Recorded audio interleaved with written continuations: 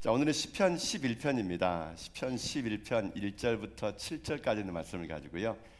무너져야 다시 세울 수 있다. 무너져야 다시 세울 수 있다라는 제목으로 하나님 말씀 함께 이 시간 나누도록 하겠습니다. 오늘 우리가 읽었던 이 시편 11편은 거기 표제에 보니까 다윗의 시로 되어 있습니다. 아마 시편의 거의 대부분의 시는 다윗이 썼기 때문에 이 아마 작자가 이 표제에 다윗이란 말이 안 나오더라도 대부분의 시는 이 다윗의 시입니다. 근데 오늘도 이 다윗이 이 시의 내용을 차근차근 7절밖에 안 되지만요, 읽다 보게 되면은 이게 녹록치 않은 상황에서 썼던 것 같아요. 아마 자기 인생의 삶에 사울에게 쫓기는 그 10여 년간의 그 광야길의 인생일지도 모르고 자기 아들 압살롬에게 쫓겨가지고 광야에서 다시 노년의 인생의 삶을 맞이해야 될 순간인지도 모르겠지만 어쨌거나 다윗에게 있어 이 11편도 녹록치 않은 상황입니다. 상황이 곤란하고 삶이 빡빡하고 눈물 나는 밤을 지냈던 것 같아요. 그런 그가 오늘 이 11편의 말씀에서 자기 인생의 삶을 한마디로 어떤 상황으로 얘기하느냐, 여러분 3절 말씀 보게 되면요, 다윗이 그의 삶을 또 주변에 있는 사람들이요 이렇게 얘기합니다. 자, 3절 말씀 읽겠습니다. 시작. 터가 무너지면 의인이 무엇을 하랴. 아멘. 자, 모르긴 몰라도 이 뭐가 터가 무너진 모양이에요. 이 터가 무너지면 의인이 무엇을 하랴. 사실 이 말은요, 이 비꼬는 말입니다. 자, 먼저 터가 뭐냐 중요한데요. 이 터라는 말이 히브리 말을 보니까요, 샤트라는 말을 썼더라고요. 샤트라는 말의 또 원어 사전 보니까 여기 샤트라는 말, 이 터가 무너졌다는 말이 우리가 알고 있는 터가 아니더라고요. 샤트라는 히브리 말은 보니까요, 기초, 지주, 버팀, 토대, 규율, 기강, 이게 지금 무너졌다는 거예요. 그것을 오늘 우리 한국말 성경에는 터가 무너졌다, 샤트 이렇게 썼더라고요. 그래서 제가 이것이 무슨 말인가 이렇게 문맥으로 이렇게 그 학자들이 풀어낸 글을 보니까 이런 말이래요. 지금 이 샤트라는 말을 쓸 때는 언제냐면요, 국가와 사회의 근간을 이루는 법이라든가 정의라든가 질서라든가 도덕이 무너진 상태, 이런 게 샤트, 터가 무너졌다는 겁니다. 그래, 아마 지금 이 상황은 어떤 상황이냐면요, 터가 무너졌다는 것은 그냥 집터가 무너진 게 아니에요. 국가 전체가 망한 겁니다. 국가의 기강이 되는 법이, 정의와 질서와 도덕이 다 무너졌다는 얘기예요. 이렇게 무너짐으로 인해 가지고 어떤 일이 생기느냐, 지금 의인들이 또는 사람들이 힘들어한다는 겁니다. 나라가 기강이 바로 섰을 때, 법과 질서가 바로 섰을 때는 모든 국민들이 편안하게 할 수 있지만 법이 무너지고 기강이 무너지는 샤트, 터가 무너지게 되면요, 그때는 힘없고 그리고 가진 것 없는 사람들이 오히려 더 힘든 삶을 살 수밖에 없다라는 겁니다. 이것이 바로 터가 무너졌다라는 거죠. 지금 이 터가 무너지니까 어떤 일이 생기느냐, 악인이 활개를 치고 죄 없는 사람들이 고통을 당하고 있는 상황, 이게 지금 터가 무너졌다 이렇게 얘기하는 겁니다. 그런데 이 터가 이렇게 무너졌는데 그 다음에 뭐라고 합니까? 의인이 무엇을 하랴. 여러분, 이게 이런 거예요. 지금 다 무너졌는데 의인이라고 뭐 별 수 있겠어? 이런 말이거든요. 이거를요, 표준 세번역으로 보니까 이 말을 이렇게 번역했더라고요. 우리 표준 세번역으로 말씀 한번 읽어볼까요? 읽겠습니다. 시작. 기초가 바닥부터 흔들리는 이 마당에 의인들이 무엇을 할 수 있겠는가? 아멘. 자, 여러분 어떤 느낌인지 아시겠죠? 다 무너졌는데 의인이라고 살 수 있겠어? 여러분, 이 말은요, 지금 이렇게 얘기할 수 있어요. 아니, 지금 병들었는데 교회 가서 기도한다고 낫겠어? 지금 집안이 풍지박살인데 지금 교회 가가지고 예배드린다고 지금 그게 되겠어? 여러분, 이런 상황인 거예요. 지금 이게요. 그러니까 지금 다윗이 지금 상황이 쫓기는 상황 속에 있으면서 사람들이 비꼬는 겁니다. 아니, 모든 게 다 무너졌는데 그 하나님께 가서 예배드린다고 낫겠냐고. 지금 모든 게 다 끝났는데 지금 정신 좀 차리라고. 아니, 교회 가면 밥을 주냐 뭘 주냐 이런 식으로 사람들이 지금 다윗을 비꼬는 겁니다. 모든 게 무너졌는데 의인이라고 별 수 있겠어? 이렇게 지금 비꼬고 있는 거라는 얘기입니다. 그때 사람들이 이런 상황에서 뭐라 말하냐면요, 지금 다 무너졌으니까 여기 있으면 죽어. 그러니까 도망가야 돼. 그러면서 지금 터가 무너졌을 때 사람들이요, 다윗에게 지금 도망가라고 얘기하는 겁니다. 자, 근데 여기에서 두 가지 종류의 피난처가 나옵니다. 터가 무너졌을 때 사람들이 어디로 도망가느냐, 첫 번째로 도망가는 곳이 있는데 거기가 어디냐면요, 산이에요. 산. 자, 여러분 1절 말씀 보세요. 한번 1절 말씀. 자, 1절 말씀 보겠습니다. 시작. 내가 여호와께 피하려거늘 너희가 내 영혼에게 새같이 내 산으로 도망하려 함은 어찌함인가. 아멘. 자, 터가 무너지면 사람들이 도망을 가는데 첫 번째로 도망하는 것이 산이에요. 산. 그러니까 아마 여기에서의 산은 아마 다윗에게 사람들이 무너졌으니까 산으로 도망가라는 겁니다. 자, 이 말은 이렇게 얘기할 수 있습니다. 고대나 지금이나 마찬가지처럼 옛날에는 전쟁이 나게 되면요, 사람들이 논밭 전밭 다 포기하고 어디로 가냐면 산으로 숨었습니다. 산이 안전했기 때문에 그런 거예요. 실제로 여러분 소돔과 고모라 땅에 유황불이 떨어질 때로 어디로 도망갔습니까? 산으로 도망갔죠. 예수님도 복음서 보게 되면요, 환란의 때에 종말의 때 사람들이 산으로 도망간다 그럽니다. 그러니까 사람들의 입장에서는 지금 터가 무너지고 모든 게 끝장났으니까 산으로 도망가야 된다 이렇게 말합니다. 근데 이 표현을 오늘 다윗은 뭐라 말하냐면요, 내 영혼에게 새같이 내 산으로 도망가라 라는 겁니다. 그러니까 새처럼 빨리 도망가라는 얘기예요. 근데 여기에서 다윗이 말하고 싶은 건 뭐냐면요, 만약에 사람이 새라면은 얼마든지 날아가서 거기에 숨을 수 있을 것인데 사람은 새니까 날아갈 수도 없다는 겁니다. 그리고 새처럼 작지도 않기 때문에 숨을 수도 없다는 얘기예요. 그래서 사람들이 말하는 것이 지금 산으로 도망가라는 겁니다. 새처럼 날아가지고 빨리 숨으라는 얘기예요. 그래서 이 소낙빈을 피해야 된다 이렇게 말을 하고 있다는 겁니다. 근데 다윗은 지금 이 말은 이런 겁니다. 약간 풍자적으로 하는 말이에요. 아니 세상에 사람이 새냐, 거기에 간다고 살 수 있냐, 아니 산에 들어간다고 그 터가 무너졌는데 거기는 안전하겠느냐, 이렇게 다윗은 비꼬면서 사람들이 무너졌을 때 가는 것이 어디냐, 산인데 산은 피할 곳이 아니란 얘기예요, 여러분요. 자, 이거는 이렇게 다윗이 얘기할 수 있어요. 사람들이 터가 무너지게 되면요, 어디로 가느냐, 자기가 지금까지 쌓아놨던 인맥을 찾는다는 얘기예요. 아니면 자기가 지금까지 쌓아놨던 돈을 찾는다는 얘기입니다. 인생의 삶에 무너질 때 우리가 어디로 피하느냐, 대부분의 사람들은 어디로 가느냐면은 자기가 본능적으로 한다는 거예요. 사람을 찾든지 돈을 찾든지 도움을 줄 사람을 찾는데 이거는 피할 길이 아니라는 겁니다. 다윗은 지금 우리가 터가 무너졌을 때 두 종류의 피난처가 있는데 사람들은 산으로 피하지만 거기가 안전하지 않다는 얘기예요. 어디로 피하는 게 안전한 것인가? 거기 1절에 뭐라 나옵니까? 내가 여호와께 피하였거늘. 자, 두 번째로 피난처 어디냐? 바로 하나님이에요. 하나님. 지금 다윗은 얘기하는 겁니다. 내가 이 터가 무너졌을 때 여호와께 피했는데 너희들은 내게 말하기를 야, 하나님께 피한다고 되겠어? 산으로 피해야지. 지금 이 상황 속에서 너를 구원할 자가 누가 있겠어? 사울의 칼날은 다가오는데 군사를 모아가지고 싸워야지. 도망만 가면 되겠어? 지금 이렇게 세상 사람들은 자기가 터가 무너졌을 때 와가지고 산으로 피해야 된다, 새처럼 날아가야 된다 말하지만 다윗은 아니란 얘기예요. 하나님께 피하는 것이 가장 안전한 길이다. 이거를 지금 다윗이 얘기하고 있다는 것이죠.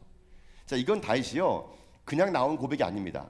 여러분도 아시겠지만 다윗이 어떤 사람입니까? 사무엘에게 기름을 받고 곧바로 왕 안 됐어요. 사울을 피해가지고 10년, 더 넓게 보는 학자들은요 15년간을 광야에 도망다닙니다.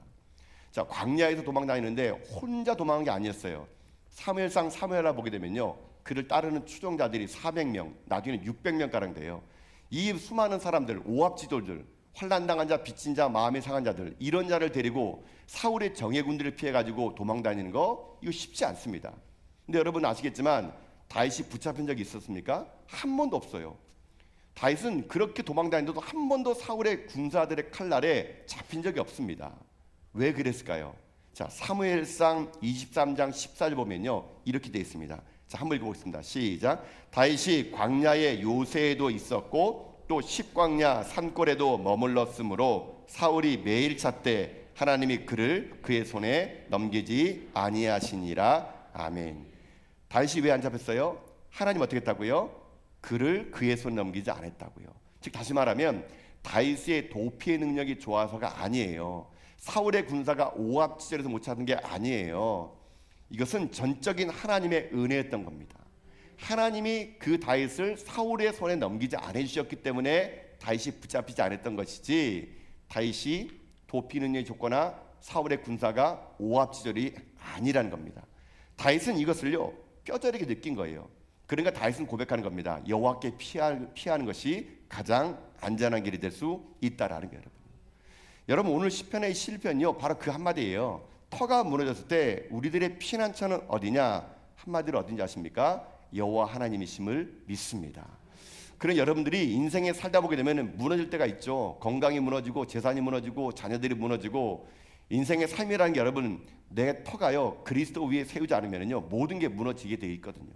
흔들린 세상 속에서 흔들리지 않는 믿음을 가지고 하나님에게 터를 주는 인생은요, 결코 흔들리지 않을 수 있을 수 있다라는 것입니다. 그러니 먼저 저는 여러분에게 오늘 그렇게 말씀드리고 싶습니다. 사랑하는 성도 여러분, 지금 무너졌습니까? 여러분 인생의 삶이 모든 것이 끝장났습니까? 그럴 때 사람에게 피하지 마시고 저는 하나님께 피하는 지혜로운 여러분 될 수 있기를 주님의 이름으로 축복합니다. 하나님만이 우리의 도움이세요. 하나님만이 우리의 건질자세요. 여러분 이 시편은요, 사실 150편 전체가요, 단순한 이야기, 아는 이야기를 매번 반복합니다. 어찌 보면 뻔한 이야기를 하는 것 같아요. 근데 여러분 왜 뻔한 이야기를 150편에서 계속 반복할까요? 이것이 뻔한 이야기 아니라 내 삶 속에서 재현돼야 돼요. 재현돼야 되는 거예요. 중요하기 때문에 계속 반복하는 거예요. 어쩌면 시편은요, 결론이 하나입니다. 여호와가 우리 힘이다. 하나님께 피해야 된다. 그분만이 우리의 구원자이다. 이거를 150편 내내 강조하는 말은 한마디는 그겁니다. 이 삶이 내 삶의 재현이 돼야 된다는 거예요, 여러분. 그리고 오늘 여러분들이 이 시편에서 그렇지 하나님께 피하는 것이 낫지, 이것이 관념적으로만 여러분 생각하지 마시고요, 여러분의 삶의 실제적인 삶이 될 수 있게 여러분 주님의 이름으로 축복합니다. 내 삶에 이 말씀을 살아내야 되는 거예요. 내 삶 속에서 이 시편 11편이 내 삶에 재현돼야 되는 겁니다. 그렇기 때문에 말씀을 또 읽고 또 읽으면서 이게 내 삶 가운데 증명될 수 있도록 살아가는 거예요, 여러분. 자, 그렇다면은 왜 하나님께 피하는 것이 이것이 왜 우리 가운데 복이 될까요? 왜 하나님께 피하는 것이 이것이 안전할까요? 자, 다윗은요 그 이유를 4절에서 이렇게 표현합니다. 자, 4절 말씀 보십시오 한번요. 자, 4절 읽겠습니다. 시작. 여호와께서는 그의 성전에 계시고 여호와의 보좌는 하늘에 있음이여 그의 눈이 인생을 통촉하시고 그의 안목이 그들을 감찰하시는도다. 아멘. 자, 터가 무너졌을 때 해야 될 일은요 어떻게 하느냐, 하나님만을 바라보는 건데 하나님께 피하는 것인데, 하나님은 어디 계신다 그랬습니까? 성전에 계십니다. 여호와께서는 그의 성전에 계시다. 모든 게 무너졌을 때 우리가 행할 곳은 하나님의 성전을 향하는 곳이에요. 거기 가면 여호와께서 거기 성전에 계시다는 것입니다. 성전에 계시면 그게 내 삶 가운데 그것이 무슨 의미가 있을까요? 다윗은 여기서요 우리에게 하나님이 어떤 분이신가를 정확하게 얘기해 줍니다. 거기 4절 보니까 여호와께서는 그의 성전에 계시고 그 다음에 이런 말 나와요. 여호와의 보좌는 하늘에 있으며.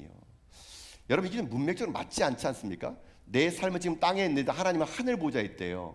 하늘 보좌에 있으면 나를 어떻게 도와줄 수가 있겠습니까? 하나님은 하늘 보좌에 계시면 내 삶의 눈물의 골짜기를 어떻게 함께 할 수 있겠어요? 그래서 다윗은 고백합니다. 그 하늘 보좌에 계신 하나님이 지금 어디 계시다고요? 성전에, 이 땅의 성전에 계시다라는 거예요, 여러분요. 여러분 이게 다윗에게 힘이 됐던 게 바로 이것입니다. 하나님은 하늘 위에 높이 계신 분이신 뿐만 아니라 이 땅에 우리 가운데도 함께 하시는 분이라는 거. 하나님은 내 삶의 성전에도 함께 계시는 분은, 그 하나님은 하늘 보좌에 계신 분이신가 동시에 내 삶에도 계시는 분이시기에 그 하늘 보좌에 계신 하나님은 어떻게 하느냐, 거기 4절 보니까 그렇게 나와 있어요. 그의 눈이 인생을 통촉하시고 그의 안목이 그들을 감찰하신대요. 그러니까 하나님은 멀리 계신 분이 아니라는 겁니다. 하늘 높은 곳에 가지고 우리들에게 화이팅, 힘내 이런 분이 아니라 하늘 보좌에 계신 그 하나님은 지금 어디 계시냐? 우리 성전에도 함께 계셔가지고 여기에서 우리들의 인생의 눈물을 닦아주시고 우리 인생의 삶을 감찰하여 주신다는 거예요, 여러분요. 이게 우리 가운데 소망이 되기에 하나님은요 하늘 높은 보좌에서 어떻게 찾아오셨습니까? 인카네이션, 성육신이 돼가지고 우리 가운데 임마누엘 하나님으로 오셨다는 거예요, 여러분. 그래 여러분 잊지 마세요. 이 성전에 지금 하나님의 계심을 믿습니다. 우리가 힘들고 어려울 때마다 교회를 찾아들 이유가 여기 있는 겁니다. 우리가 눈물 나는 골짜기를 지낼 때마다, 터가 무너질 때마다 우리들의 삶의 소망이 어디 있느냐? 바로 이 성전이에요. 하나님을 가까이 하면 하나님은 그를 가까이 하셔서 그의 눈물을 닦아주시고 그의 인생의 삶의 고단함을 하나님은 해결해 주실 수 있다라는 것입니다. 그러니 여러분들 인생의 삶의 터가 무너졌을 때 하나님은 하늘 보좌에서 모든 걸 통치하신 분이시면과 동시에 이곳에 계신 분이심을 믿고 여러분 날마다 예배 가운데 하나님을 만나고 여러분 인생 가운데 하나님 만나는 가운데 여러분 무너진 터 위에서 다시 하나님 주시는 믿음으로 그 새롭게 시작한 여러분 다 될 수 있기를 주님의 이름으로 축복합니다. 그러면 여러분 이 성전이라는 게 비단 이곳만을 얘기할까요? 제가 이 본문의 말씀을 쭉 묵상해 보는데요 꼭 그렇지 않더라고요. 하나님은 어디에 계시느냐? 장소적인 개념만 계시는 분이 아닙니다. 우리의 터가 무너지고 그 터 위에 하나님 앞에 기도하고 눈물로 쌓으면요 여러분 거기가 바로 성전이에요. 성전. 여러분 인생에 무너진 곳 있죠? 지금 건강이 무너졌습니까? 재산이 무너졌어요? 모든 게 무너졌습니까? 그 무너진 그 자리에서 눈물로 기도하면 거기가 바로 성전이에요. 성전. 여러분요, 하나님은요 모든 곳에 계신 분입니다. 이곳에만 계신 분이 아니세요. 하나님은 장소적인 개념을 초월하셔가지고 우리들의 인생의 삶에 눈물 나는 곳에, 무너진 곳에, 삶의 좌절하는 곳에 거기다 함께 하셔가지고 임마누엘 하나님 여러분과 함께하여 주심을 믿습니다. 그런 여러분의 삶의 자리에서 오늘도 절망의 밤을 지내세요? 오늘 인생의 삶의 끝없는 나락에서 아무도 도와줄 자가 없습니까? 그러면 그 자리에서 기도하세요.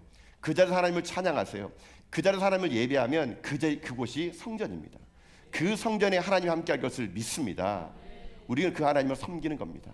그래서 오늘도 여러분의 삶에 이 말씀이 여러분의 도전이 되고 이 11편 말씀이 여러분 가운데 인생의 힘이 되어서 어느 곳에 계신 어떤 자리에 계신 하나님만이 여러분의 피난처가 되는 가운데 여러분의 남은 인생의 삶이 하나님의 은혜의 복을 누리는 여러분 다 될 수 있기를 여러분 주님의 이름으로 축복합니다.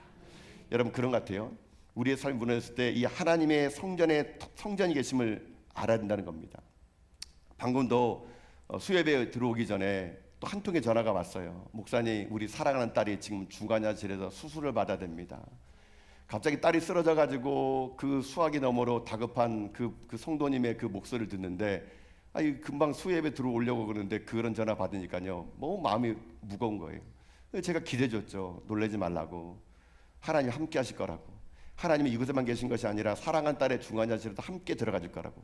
아무도 그 중환자실에 손잡고 들어갈 수 없지만 하나님은 그곳에 가셔가지고 사랑한 딸을 만져주고 살릴 것을 내가 믿습니다. 제가 그렇게 기도해주고 올라오는데요, 제가 최근에 어떤 일이 생겼냐면은 어떤 제가 아는 지인이 이렇게 암 수술을 받게 됐어요. 15년 전에 그 췌장암 수술을 받았던 분이 이게 다시 그것이 좀 이렇게 장유착이 생겼는지 수술도 받게 됐다 그럽니다.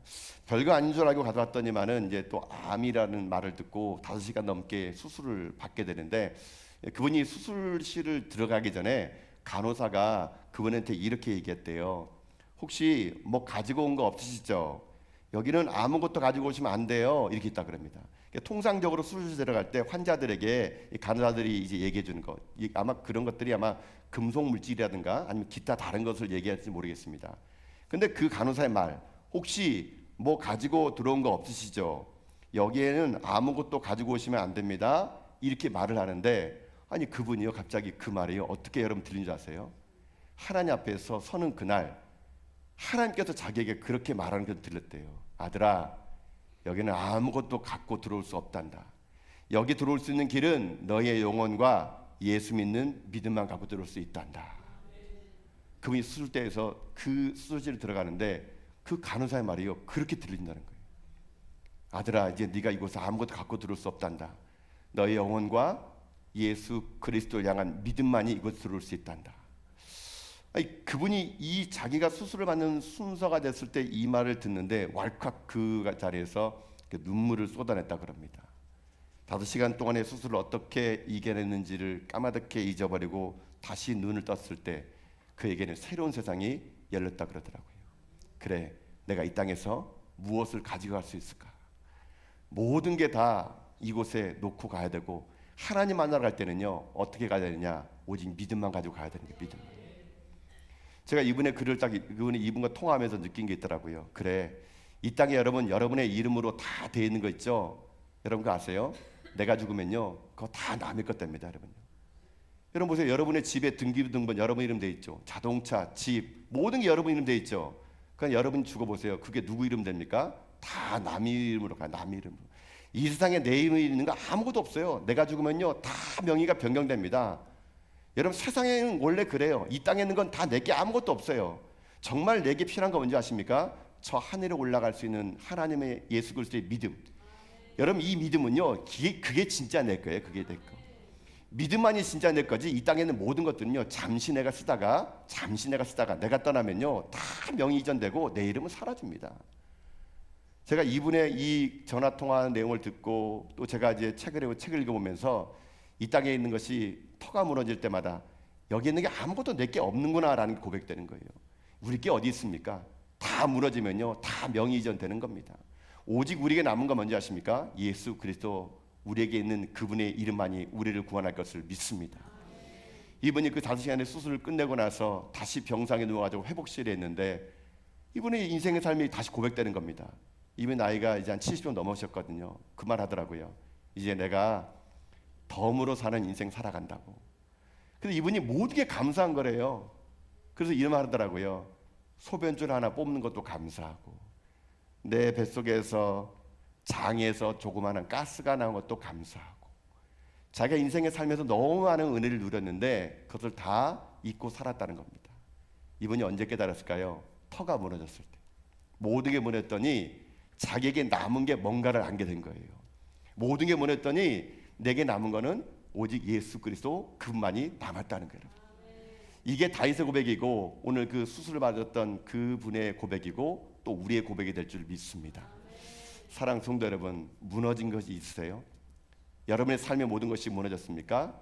여러분, 이 땅에는요 모든 게 다 흔들리는 세상 속에 살아가요. 우리는 흔들리는 세상 속에서 이 흔들리는 것이 영원할 줄 아는데요, 여러분 모든 건 다 무너집니다. 그때 영원히 무너지지 않는 것은 하나님이에요. 하나님. 우리가 하나님만을 의지하고 하나님만을 바라보며 성전을 향해 나갈 때 흔들리는 세상 속에서 하나님은요 우리를 흔들리지 않고 붙잡을 것을 믿습니다.